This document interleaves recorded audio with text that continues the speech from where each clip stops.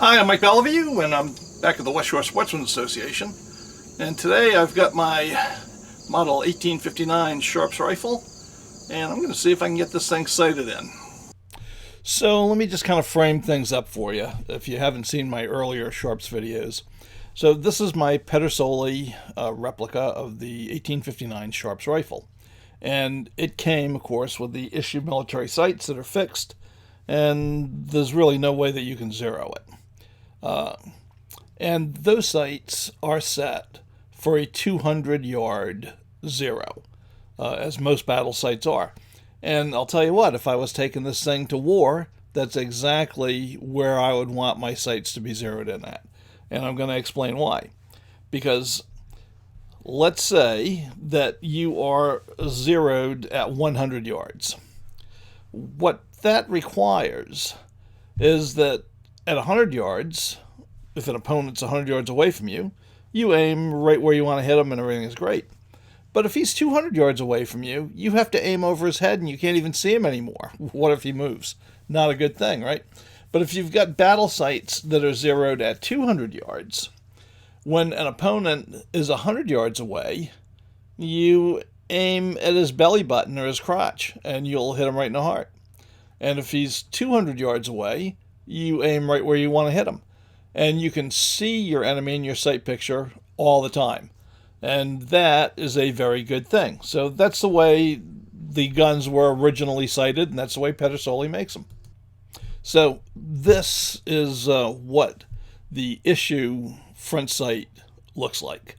And as you can see, it's very small and stubby.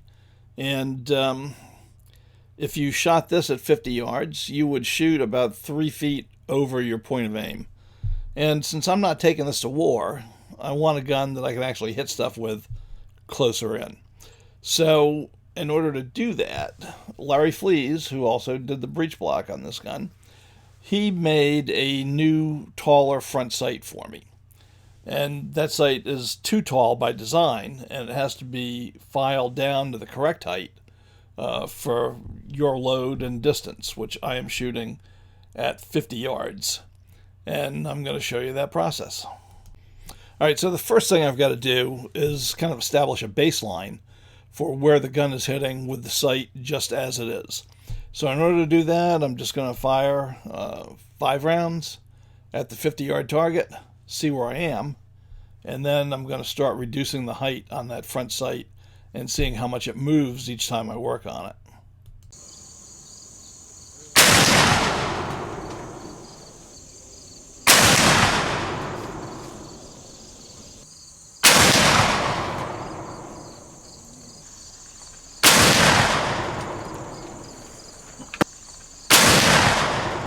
Well, I'm sure the sharp-eyed among you noticed a little continuity disruption there. I forgot my shooting rest, of all things. So I started off using a knapsack that I always keep in the truck. And that just wasn't really high enough or firm enough. So I switched over to my range box and used that for the rest of the time. So that's what happened. Okay, windage not too bad. Elevation very low, as we expected. And the way that you raise your point of impact is by filing down that too high front sight. So I'm gonna show you my setup for doing that at the range. All right, well, this is my portable sight adjusting setup for muzzleloaders. Whenever I'm sighting in a new muzzleloader, this goes with me to the range. Got a bucket. And that holds this vise that I can mount with C-clamps onto the board. And then a bag of tools, some duct tape, and I'm going to file that sight down. So.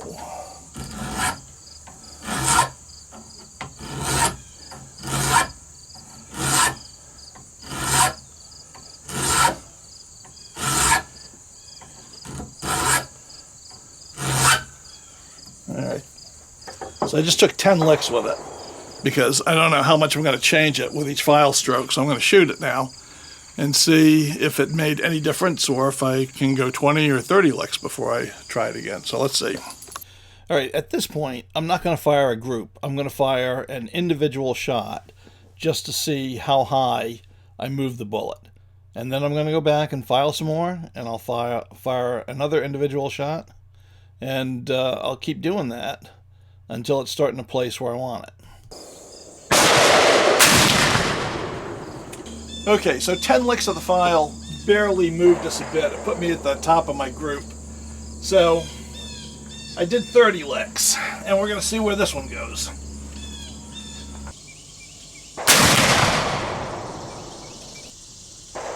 Okay, I'm about 6 inches under the bottom of the black there, so I'm going to take about another 20 licks, I think. And I think that's probably going to get me pretty darn close. Well, I know I said I was going to do 20 licks, but I lost my nerve. I only did 15 because I can always file more off, but I can't put more on, so let's see where we're heading.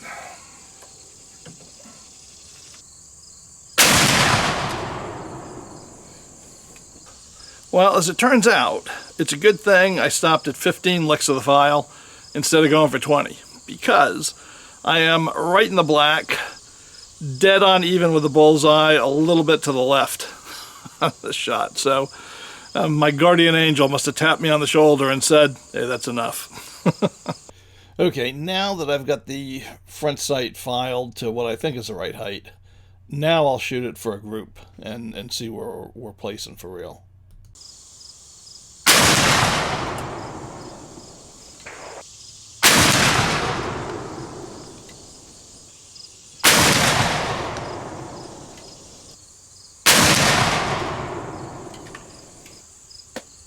Alright, let's go take a look.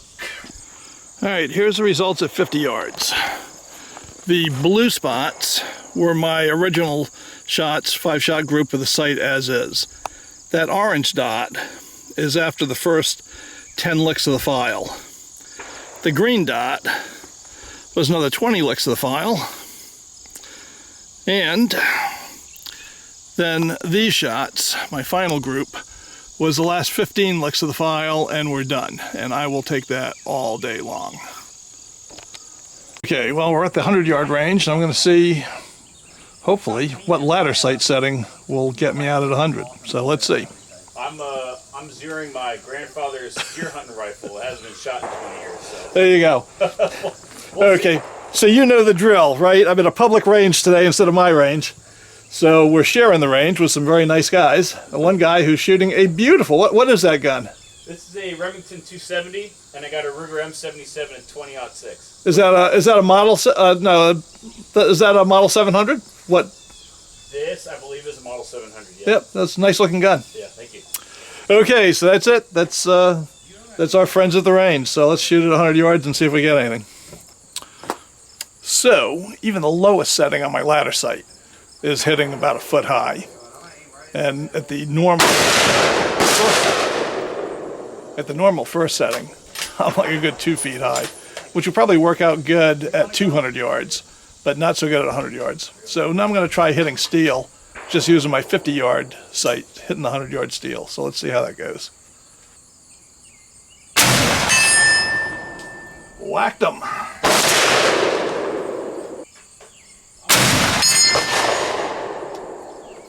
Get him again.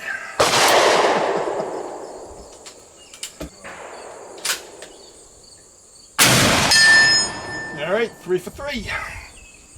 Well, I've got the Sharps sighted in for 50 yards, and I'm pretty pleased with it, I have to admit.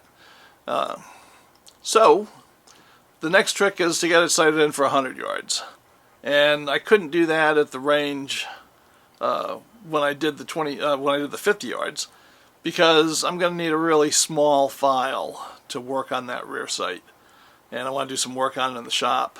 But I believe I can get 100 yard zero out of that ladder sight, and I'll be able to pick up any additional range I want just by moving it up and down the slide. I mean, the designated range markers won't make any difference, but that's okay. So that's our next journey, and I hope you liked this video. If you did, give it a thumbs up. It's a big help with the algorithm. If you enjoyed the content on here, I hope you'll subscribe to the channel if you're not already a subscriber. And you can support us on Patreon, should you desire, but believe me, I'm just happy to have you come and watch the videos. So until next week, bye.